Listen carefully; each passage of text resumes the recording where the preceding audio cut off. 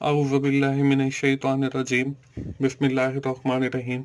अस्सलाम वालेकुम दोस्तों, मैं हूं मोहसिन रज़ा और आप लोग देख रहे हैं 24/7 टीचर्स ऑनलाइन। दोस्तों, क्लास चल रही है हमारी प्रोग्रामिंग की, सी प्लस प्लस की, और हम हर क्लास के अंदर अपनी टूल किट के अंदर नई चीज़ों का इजाफा करते चले जा रहे हैं। दोस्तों, पिछली क्लास के अंदर हम लोगों ने अपनी बात शुरू की थी मेमोरी एलोकेशन के हवाले से। हमारी इस क्लास 27 के अंदर भी डिस्कशन मेमोरी एलोकेशन के ऊपर जारी है और आज हम मेमोरी एलोकेशन से रिलेटेड जो दो अहम टॉपिक हैं, मेमोरी लीक का और डेंगलिंग पॉइंटर का, उसके ऊपर बात करेंगे। दोस्तों, आज की क्लास शुरू करने से पहले जिन दोस्तों ने अभी तक मेरा चैनल सब्सक्राइब नहीं किया है, वो जल्दी से मेरा चैनल सब्सक्राइब कर लें ताकि मेरी हर आने वाली वीडियो या लेक्चर आप लोगों तक पहुंच सके और आप उससे सीख सकें। दोस्तों, चलिए आज की क्लास शुरू करते हैं और ये देख लेते हैं कि हमने पिछली क्लास के अंदर क्या चीज़ें कवर अप की थी। दोस्तों, जैसे मैंने आपको पहले भी बताया कि हमने पिछली क्लास के अंदर अपनी डिस्कशन शुरू की थी मेमोरी एलोकेशन के हवाले से। उसके अंदर हमने बात की थी स्टैटिक मेमोरी की और डायनेमिक मेमोरी की, और साथ ही मैंने आपको ये भी बताया था कि when we are using the static memory, उसके अंदर ये होता है कि हम मेमोरी तो एलोकेट कर लेते हैं, लेकिन जो मेमोरी अनरेफरेंस्ड या अनयूज्ड होती है वो वेस्ट हो जाती है। दोस्तों, उसके बाद हम लोगों ने मुतारिफ करवाया डायनेमिक मेमोरी के कॉन्सेप्ट को, जिसके अंदर मैंने आपको ये बताया कि इसके अंदर हमारी मेमोरी जो है अनरेफरेंस या अनयूज्ड या वेस्ट नहीं होती, बल्कि हमें जितनी मेमोरी की ज़रूरत होती है, प्रोग्राम हमारा at the time of compilation या एग्जीक्यूशन इतनी ही मेमोरी एलोकेट करता है जितनी हमें ज़रूरत होती है। उसके साथ ही मैंने आपको ये भी बताया था कि स्टैटिक मेमोरी स्टैक के ऊपर काम करती है और जो डायनेमिक मेमोरी है वो हमें हीप से मेमोरी एलोकेट करके देती है चंक्स की सूरत में। उसके साथ ही हम लोगों ने ये भी देखा था कि हम मेमोरी को कैसे एलोकेट करते हैं या कौन से ऐसे फंक्शंस हैं जो हम यूज करते हैं मेमोरी को एलोकेट करने के लिए। उसमें हमने केलॉग फंक्शन, मेलॉग फंक्शन और फ्री का फंक्शन देखा।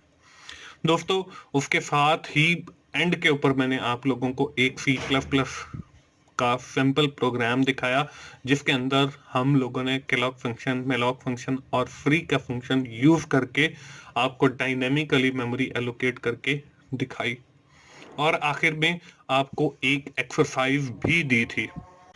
दोस्तों, यहाँ तक तो थी हमारी पिछली क्लास। दोस्तों, आज की क्लास के अंदर हमारी मेमोरी के ऊपर बात थोड़ी सी रह गई थी।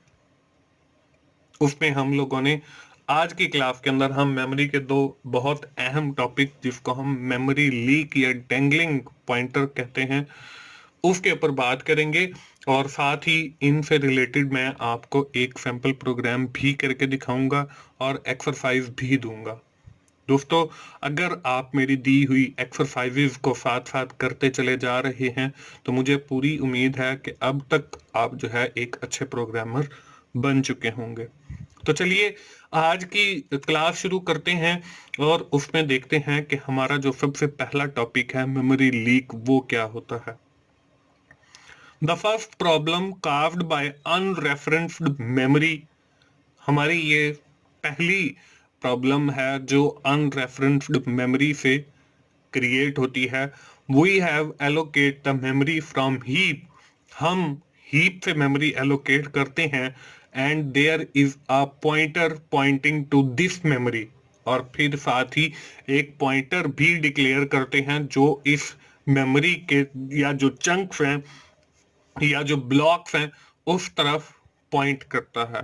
However, ताहम it is found that this pointer does not exist any more in our program। हम ये देखते हैं कि हमारा ये जो पॉइंटर है जो उस ब्लॉक या चंक की तरफ पॉइंट कर रहा था, वो अब इस प्रोग्राम के अंदर एग्जिस्ट नहीं करता। व्हाट विल हैपन, क्या होगा? टू द मेमोरी, मेमोरी के साथ वी हैड एलोकेटेड, जो हमने एलोकेट की है, that chunk of memory is now unreferenced. ये जो चंक या जो मेमोरी है या जो ब्लॉक है वो अब अनरेफरेंस्ड मेमोरी बन जाएगी। दस दिस मेमोरी गोज वेस्ट, ये मेमोरी भी जो है हमारी स्टैटिक मेमोरी की तरह वाया हो जाएगी। Memory of heap is decrease, अब जो हमारी हीप की मेमोरी है वो डिक्रीज हो जाएगी एंड बिकम जीरो। और अगर हमने बहुत ज्यादा मेमोरी एलोकेट की थी तो हीप का जो साइज है वो जीरो पे पहुंच जाएगा।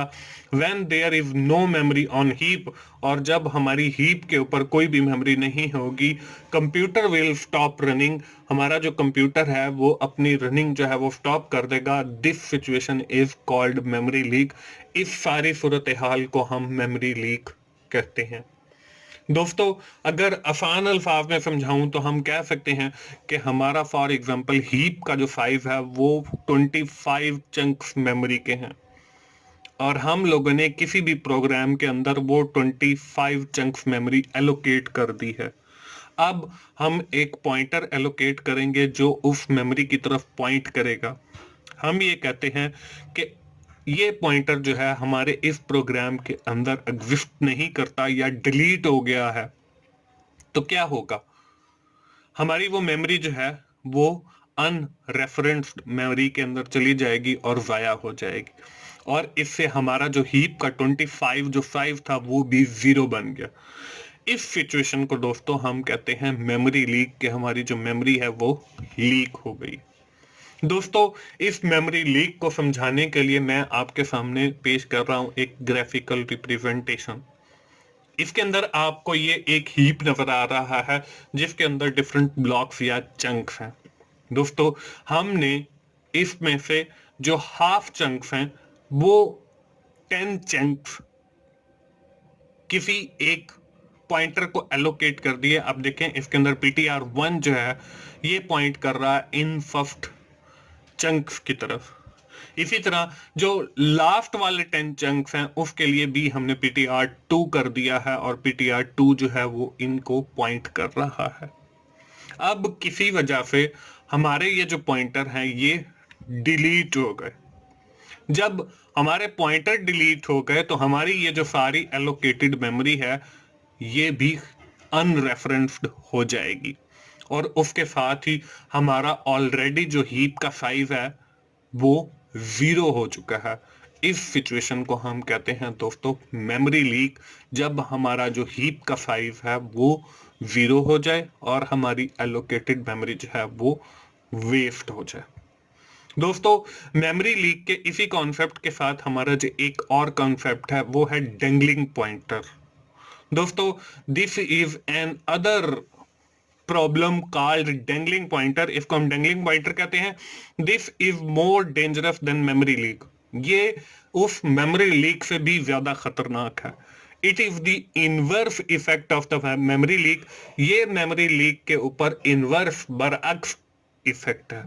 वी नो दैट, हम जानते हैं, some pointer is use to point memory on heap, कि हम कोई ना कोई पॉइंटर लेते हैं जो उस मेमोरी हीप की तरफ पॉइंट करता है। Suppose after using allocated memory we free that memory, हमने इस्तेमाल करने के बाद वो मेमोरी फ्री कर दी है। Consider this memory is used by an other program, कि वही मेमोरी जो हमने फ्री की है वो किसी और प्रोग्राम ने एलोकेट कर ली है। Now if we call the same memory this will not accessible, अगर हम उस मेमोरी को दोबारा कॉल करेंगे किसी और पॉइंटर के ऊपर तो वो दोबारा कॉल नहीं होगी, because this is allocated to an other program, क्योंकि वो दूसरे प्रोग्राम को एलोकेट हो चुकी है। The pointer ptr2 points to no location, it is called dangling pointer. अब जो हमारा ये जो दूसरा पॉइंटर है जिसको हम पॉइंट करवाना चाह रहे हैं उस मेमोरी के लिए, वो कोई मेमोरी एलोकेट नहीं करेगा, तो इस पॉइंटर को हम डेंगलिंग पॉइंटर कहेंगे। दोस्तों, आम अल्फाज में अगर आपको कहूं तो वो ये कि हमने कोई मेमोरी एलोकेट की थी, लेट्स सपोज 25 चंक्स की, और वो हमने फ्री कर दी। अब हमारा जो प्रोग्राम 1 है उसके लिए हमें कोई मेमोरी एलोकेट नहीं है। प्रोग्राम 2 जो है वो उसी सेम मेमोरी 25 चंक्स को एलोकेट कर लेता है अपने लिए। अब अगर हम प्रोग्राम 1 के अंदर दोबारा मेमोरी एलोकेट करना चाहते हैं तो वो मेमोरी एलोकेट नहीं होगी और वो जो पॉइंटर कहलाएगा वो होगा डेंगलिंग पॉइंटर। दोस्तों, अगर इसको मैं ग्राफिकली आपको समझाना चाहूं तो हम ये कह सकते हैं कि ये हमारे पास एक हीप है। हमने इस पूरे हीप को पॉइंटर 1 को असाइन कर दिया है। अब पॉइंटर 1 ने जो है ये सारी की सारी मेमोरी फ्री कर दी है और ये यहाँ पे सारे जो चंक्स हैं, ये जो ब्लॉक्स हैं, वो आपको फ्री ब्लू कलर में नजर आ रहे हैं और जब हमने असाइन किए थे तो वो रेड कलर में थे। दोस्तों, हमने वो मेमोरी फ्री की और किसी एक और पॉइंटर 2 जो किसी और प्रोग्राम के अंदर वर्क कर रहा है, उसने वो सारी की सारी मेमोरी जो है वो रिजर्व कर ली है, एलोकेट कर लिए। अब अगर हम with the help of in our first program pointer 3 के जरिए उस मेमोरी को अगर हम एक्सेस करना चाह रहे हैं तो वो एक्सेस नहीं होगी, एलोकेट नहीं होगी, क्योंकि वो रिजर्व हो चुकी है प्रोग्राम 2 के लिए पॉइंटर 2 के ऊपर और पॉइंटर 2 उस मेमोरी को पॉइंट कर रहा है। तो हमारा ये जो पॉइंटर 3 है इसको कहेंगे हम डेंगलिंग पॉइंटर और ये मैंने आपको पहले भी बताया, डेफिनेशन के अंदर भी लिखा हुआ है, this is too much dangerous situation then the memory leak situation. ये ज्यादा खतरनाक है। इस सूरत के अंदर आपका सिस्टम जो है वो सिर्फ अपनी रनिंग स्टॉप नहीं करेगा बल्कि वो क्रैश हो जाएगा, आपका प्रोग्राम क्रैश हो जाएगा, वो हैंग हो सकता है, वो बंद हो सकता है, ये सारी सिचुएशंस हो सकती हैं। तो ये है हमारा डेंगलिंग पॉइंटर। दोस्तों, हमने बात की मेमोरी लीक की। मेमोरी लीक के अंदर ये होता है कि हमारा जो हीप है वो 0 के ऊपर पहुंच जाता है और जबकि जो डेंगलिंग पॉइंटर है उसके अंदर हमारी जो मेमोरी है वो किसी और प्रोग्राम को एलोकेट हो जाती है और जब हम उसके लिए एलोकेट करना चाहते हैं तो हमारे पास मेमोरी अवेलेबल नहीं है। इसको हम डेंगलिंग पॉइंटर कहते हैं। तो दोस्तों, हमने आज मेमोरी लीक के बारे में पढ़ा और डेंगलिंग पॉइंटर के बारे में पढ़ा। इससे रिलेटेड सैंपल प्रोग्राम आप लोगों को स्क्रीन के ऊपर नजर आ रहा है। Write a C++ program in which you have allocate a memory of dynamically according to the requirement and display the message of allocation of the memory as memory allocated successfully, कि आपकी memory जो है वो allocate हो चुकी है successfully and the message when memory is not allocated, और हमारी मेमोरी जब एलोकेट नहीं होती मतलब डेंगलिंग पॉइंटर की सूरत में, तो उस वक्त मैसेज जो है मेमोरी नॉट एलोकेटेड की मेमोरी एलोकेट नहीं हुई। ये हमने एक प्रोग्राम करना है। इस प्रोग्राम को करने के लिए दोस्तों हम चलते हैं अपने डेव C++ के ऊपर। मैंने स्टार्ट के बटन पे क्लिक किया। स्टार्ट के बटन पे क्लिक करने के बाद हम लोग डेव C++ के ऊपर क्लिक कर लेते हैं। जब हमने डेव C++ के ऊपर क्लिक किया तो हमारा ये प्रोग्राम चल गया। उसके बाद हम लोग जो है न्यू पे के बटन पे क्लिक करते हैं और सोर्स फाइल पे हमारे पास सोर्स फाइल आ गई। हम इसको पहले ही सेव कर लेते हैं सेव एज पे क्लिक करके और इसका नाम रखते हैं जी क्लास 27 और इसको मैं डेस्कटॉप पे ही सेव कर लेता हूं जी। सेव हो गए। इसके अंदर हम सबसे पहले कमेंट जैसे डालते हैं वो आज मैं कमेंट नहीं डाल रहा क्योंकि हम हर लेक्चर के अंदर कमेंट डालते आ रहे हैं और अब तक आपको आइडिया हो गया होगा कि कमेंटिंग क्या चीज है। तो हम जो है आज के इस लेक्चर के अंदर कमेंट कहीं पर भी नहीं डालेंगे और आप लोग खुद अगर ऐड करना चाहें तो अपने प्रोग्राम के अंदर ऐड कर लीजिएगा जो मैं आपको एक्सरसाइज दूंगा। तो हम इसके अंदर सबसे पहले वो लाइब्रेरीज इंक्लूड कर लेते हैं जो हमें चाहिए। तो हमने शॉप फाइन इंक्लूड और इसके अंदर हमने लिखा आईओ स्ट्रीम और उसके बाद फिर हमने शॉर्ट फाइन इंक्लूड और फिर हमने एक और लाइब्रेरी जिसको हम कहते हैं स्टैंडर्ड लाइब्रेरी .h, ये हमने इंक्लूड की और फिर हमारे पास एक और लाइब्रेरी है इसको भी इंक्लूड कर लेते हैं जिसको हम कहते हैं जी स्ट्रिंग लाइब्रेरी। स्ट्रिंग .h लिखा और इसके बाद हम वही यूजिंग नेम स्पेस और FTD, यहां तक तो हम पहले करते आए हैं। दोस्तों, आज की इस एग्जाम्पल के अंदर या सैंपल प्रोग्राम के अंदर हम लोग एक बनाने वाले हैं स्ट्रक्चर। स्ट्रक्चर के लिए आपको पता है कि हम सबसे पहले स्ट्रक्ट, एक कीवर्ड है FTRUCT, स्ट्रक्ट, और स्ट्रक्ट के बाद हम लोग क्या करते हैं, मैं लिखता हूं EMPLOY, इम्प्लॉय। स्ट्रक्चर बनाने का फायदा हम लोग पहले भी स्ट्रक्चर के ऊपर बात कर चुके हैं। ये भी हमारा एक कंटेनर है और ये भी मुख्तलिफ डेटा टाइप्स के जो हमारे वेरिएबल्स होते हैं उनको स्टोर करने के लिए हम लोग लेते हैं। तो हम ये अपना मेन प्रोग्राम से बाहर लेते हैं, शुरू में भी ले सकते हैं, एंड में भी ले सकते हैं। तो मैं शुरू में बना रहा हूँ। स्ट्रक्चर के लिए हम करली ब्रैकेट लगाते हैं और उसके एंड पे सेमीकोलन लगाते हैं और इसके अंदर हमारे जो वेरिएबल्स होते हैं उनको लिखते हैं। सबसे पहले इसके अंदर मैंने लिखा 4, 4 के बाद मैंने लिखा नेम, क्योंकि हम एम्प्लॉय का नेम इसके अंदर स्टोर करवाएंगे और नेम के लिए हम लोगों को चाहिए एरे। एरे हमने ली और इस एरे का जो साइज है वो मैं यहाँ पे डिफाइन कर देता हूँ जी 50। उसके बाद हम उस एम्प्लॉय को कोई ना कोई आईडी असाइन करेंगे। तो मैंने इंट आईडी, क्योंकि आईडी जो है वो हमारा न्यूमेरिक आएगा और उसकी जो डेटा टाइप है वो हमारी इंट आ जाएगी। ये हमारा एक स्ट्रक्चर बन गया और हम अपने इस प्रोग्राम के अंदर इस स्ट्रक्चर को यूज करेंगे। फिर हमने वही इंट, हमारा मेन प्रोग्राम आ गया, उसका फंक्शन हमने लिखा और करली ब्रैकेट के अंदर यहाँ पे हम अपनी मेन बॉडी लिखेंगे। अब यहाँ पे हम सबसे पहले जो है, हमको पता है कि जो हमारा स्ट्रक्चर है इसको लिए पॉइंटर्स लेंगे और फिर साथ ही वेरिएबल जो हमने डिक्लेयर करने हैं वो डिक्लेयर करेंगे। तो जब हम स्ट्रक्चर के लिए कोई ना कोई वेरिएबल पॉइंटर लेते हैं तो हम पहले लिखते हैं उस स्ट्रक्चर का नाम, वो है हमारे पास एम्प्लॉय, और उसके साथ हम लेते हैं एक पॉइंटर, उसको हमने नाम रखा वर्कर, और ये पॉइंटर्स हम आगे जाके यूज भी करने वाले हैं। और एक और पॉइंटर लेते हैं जिसको हम WPT कह रहे हैं और ये पॉइंटर भी हम आगे यूज करेंगे। तो यहाँ पे मैंने PTR ले एक और पॉइंटर ले लिया। इसी तरह मैंने एक वेरिएबल इंट नम ले लिया और इस इंट नम को भी हम आगे चल के यूज करने वाले हैं ये एंटर करने के लिए कि हमारे जो नंबर ऑफ एम्प्लॉय हैं वो कितने होंगे। तो नम जो है वो मैंने उसके लिए एक वेरिएबल ले लिया। उसके बाद हम यहाँ पे सबसे पहले जो है इसको सेव कर लेते हैं और साथ ही जो है एक मैसेज प्रिंट करवाना है स्क्रीन के ऊपर। तो हम लेंगे सी आउट लेस देन और यहाँ पे मैंने लिखूंगा कि please enter the strength of employees. तो इसको इन्वर्टेड कॉमास में लिखते हैं, please enter strength of employees, कि आपके पास कितनी एम्प्लॉयज की स्ट्रेंथ है जो आप स्टोर करवाना चाहते हैं फॉर स्टोरिंग, कि हम जो स्टोरिंग के लिए स्ट्रेंथ एंटर करवाना चाह रहे हैं वो ली। सेमीकोलन लगाया, सेमीकोलन लगाने के बाद यहाँ पे मैंने लिखा सी इन ग्रेटर देन। अब देखें इंट हमने एक वेरिएबल लिया था जो मैं यहाँ पे नम लिख देता हूँ कि हमारा जो यूजर है वो जो स्ट्रेंथ एंटर करेगा एम्प्लॉयज की तो वो जो है हमारी उस नम वेरिएबल के अंदर स्टोर हो जाए। अब मैं इसको सेव कर देता हूँ।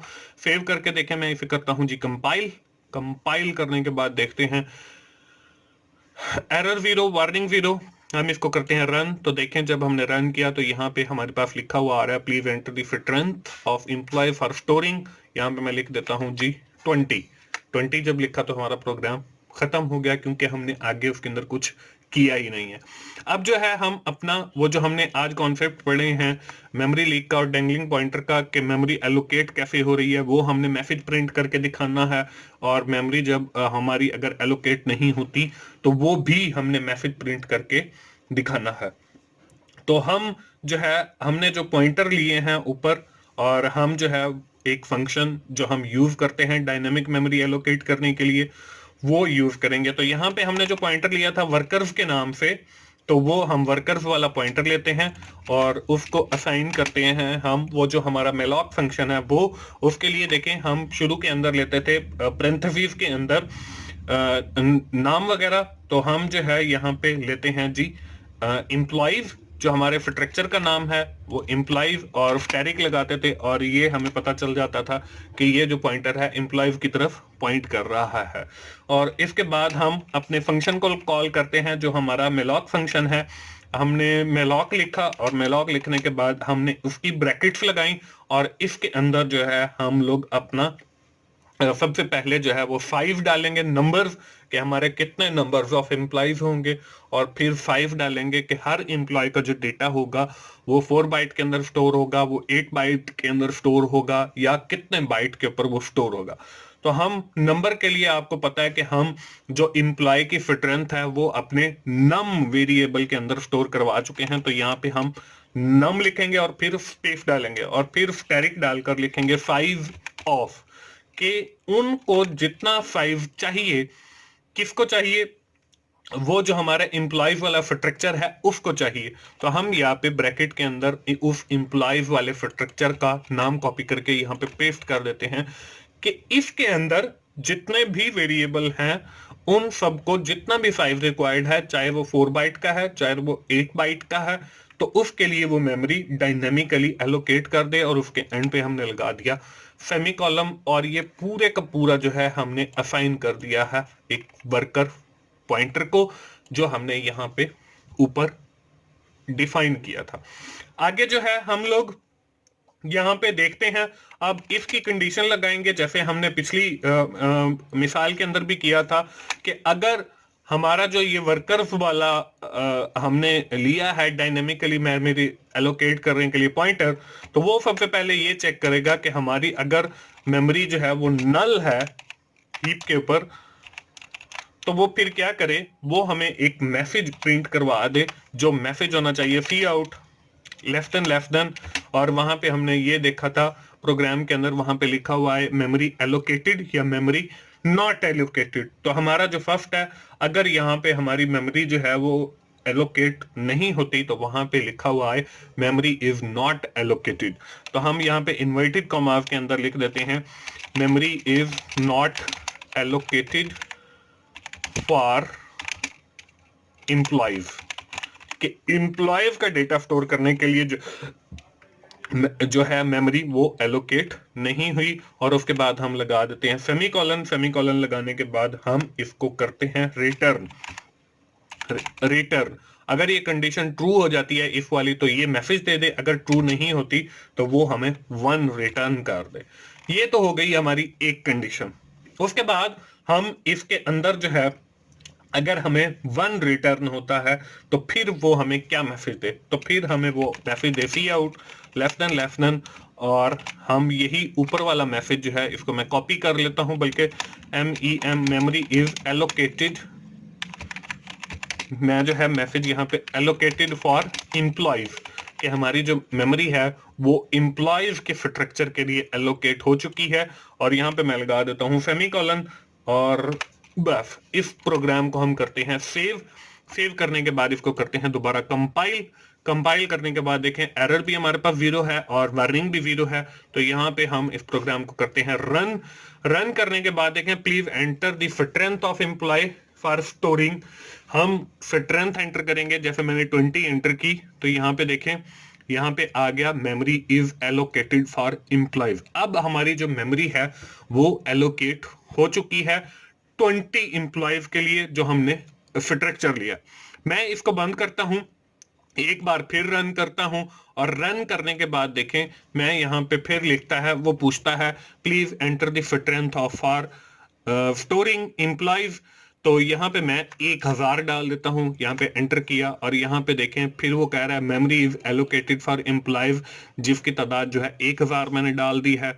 इसी तरह अगर मैं फिर इस प्रोग्राम को जो है रन करता हूँ, और फिर यहाँ पे मैं 1000 की बजाय जो है वो 1,00,000 या इससे भी ज्यादा वैल्यू डालता हूँ, और यहाँ पे देखें वो मेमोरी एलोकेट करता चला जा रहा है। इसको मैं दोबारा कंपाइल करता हूं, दोबारा कंपाइल करके रन किया, और यहाँ पे रन करने के बाद फिर अगर मैं यहाँ पे 20000 एंटर किया, और यहाँ पे देखें एक मैसेज आ गया कि memory is not allocated for employees, के जितना मैंने फिगर एंटर किया है उसके लिए मेमोरी जो है हमारे पास अवेलेबल नहीं है। अब हुआ क्या है कि हमने जो पहले सारे एंटर किए हैं वो सारी की सारी मेमोरी रिजर्व हो गई है, हीप जो है वो 0 पे पहुंच गया है, और अब हमने जब इतने लोगों के लिए और मेमोरी एलोकेट करना चाहिए डायनेमिकली, तो वो कहता है कि मेमोरी इज नॉट एलोकेटेड, और ये हमें आपको स्क्रीन पे भी नजर आ रहा है। मैं इस प्रोग्राम को बंद करता हूं। हमने ये भी पढ़ा था कि जब हम डायनामिक मेमोरी एलोकेट करेंगे तो हमारी कोशिश यही रहेगी कि हम फिर उस मेमोरी को फ्री भी करें। तो फ्री के लिए हम लोगों ने पढ़ा था कि हम लिखेंगे फ्री, और फ्री लिखने के बाद उस फंक्शन के अंदर हम उस पॉइंटर को पास करेंगे जो हमने लिया है, वर्कर्स। वर्कर्स जो है यहाँ पे हम लिखते हैं, और इसको जो है मैं यहाँ पे सेमीकोलन लगाता हूँ। तो इससे क्या होगा कि हमारी जो मेमोरी है जो हमने एलोकेट की है वो सारी की सारी फ्री हो जाएगी। इसको कंपाइल करते हैं क्योंकि कंपाइलेशन के ऊपर वो सारी मेमोरी फ्री करता है। तो दोस्तों, ये था हमारा आज का प्रोग्राम सैंपल, जिसके अंदर मैंने आपको मेमोरी एलोकेट और मेमोरी नॉट एलोकेटेड प्रिंट करके दिखाया। आप लोगों के लिए एक्सरसाइज ये है कि आप सेम यही प्रोग्राम करें सी प्लस प्लस के अंदर और देखें कि आपकी मेमोरी कब एलोकेट होती है और कब एलोकेट नहीं होती। करना क्या है? Write a C++ program in which you allocate the memory dynamically according to the requirement and display the message for allocation memory as memory allocated successfully, and message when memory is not allocated, memory not allocated। दोस्तों, ये थी हमारी आज की class 27, जिसके अंदर हम लोगों ने बात की मेमोरी लीक के ऊपर और डैंगलिंग पॉइंटर के ऊपर। उससे रिलेटेड मैंने आपको एक सैंपल प्रोग्राम करके दिखाया और आप लोगों को एक एक्सरसाइज भी दी, और मुझे पूरी उम्मीद है कि आप लोग अगली क्लास में जब आएंगे तो ये एक्सरसाइज सॉल्व करके आएंगे। दोस्तों, हमारी क्लास यहीं पे आज खत्म होगी। दोस्तों, अगर आपको मेरी वीडियोस अच्छी लग रही हैं तो आप उन्हें लाइक कीजिए, अपने दोस्तों से शेयर कीजिए ताकि वो भी सीख सकें, और कमेंट्स की सूरत में अपना फीडबैक दीजिए, और मेरा चैनल 24/7 टीचर्स ऑनलाइन सब्सक्राइब कीजिए ताकि मेरी हर आने वाली वीडियो या लेक्चर आप लोगों तक पहुंच सके और आप उससे सीख सकें। दोस्तों, मोहसिन भाई को इजाज़त दीजिए। मिलते हैं अगली क्लास में। थैंक यू वेरी मच दोस्तों। अल्लाह हाफिज़।